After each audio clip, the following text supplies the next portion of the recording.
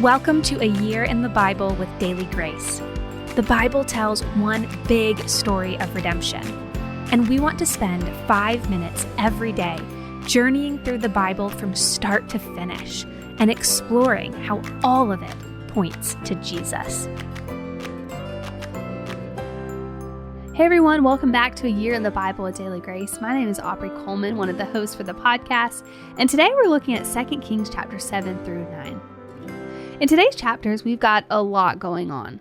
There was a famine in Samaria, and at its peak, Elisha prophesied that God was about to end it. The Samaritan king sent his captain, his right-hand man, to question the possibility of Elisha's claims. Elisha affirmed that the very next day they would find flour and barley, and then said, "You will in fact see it with your own eyes, but you won't eat any of it."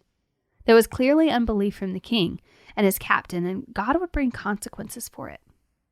Then there were 4 lepers who were starving to death in the city, and they wandered over to enemy lines in search of food. Upon entering the enemy camp, they found flour and barley, and realized that no human was in sight. They reported their findings to the king, and when the king found it to be true, he sent messengers to confirm and gather the food to end the famine. He also appointed his captain to guard the city gates.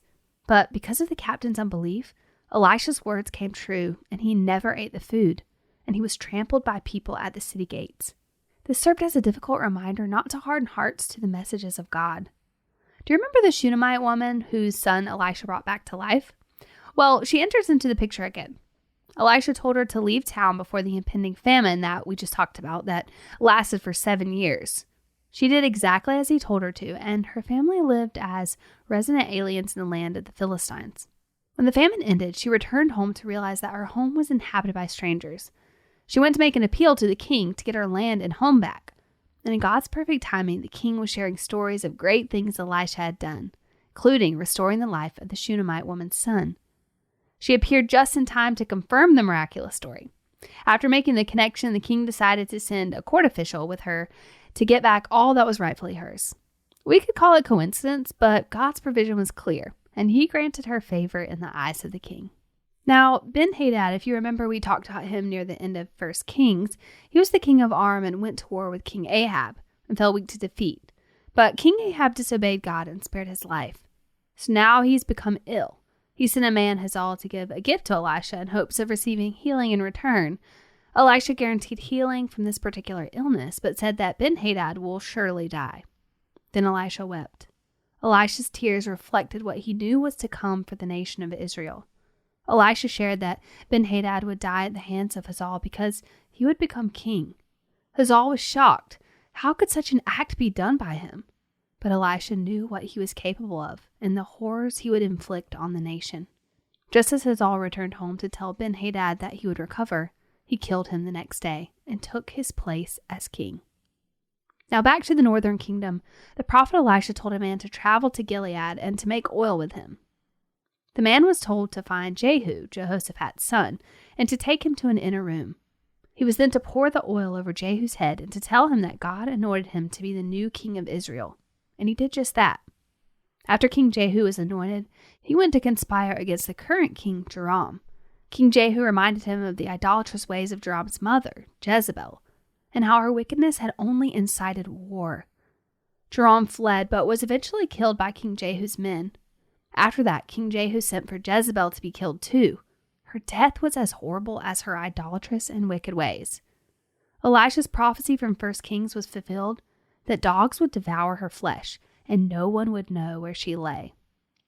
When we look at these chapters, we might wonder, what do we do with all of this? But there's something really important here. In all of these details in these few chapters, in every single storyline, both the favorable and the grievous, God is still working. Even the idolatrous and wicked ways of Queen Jezebel could not stop God's plan.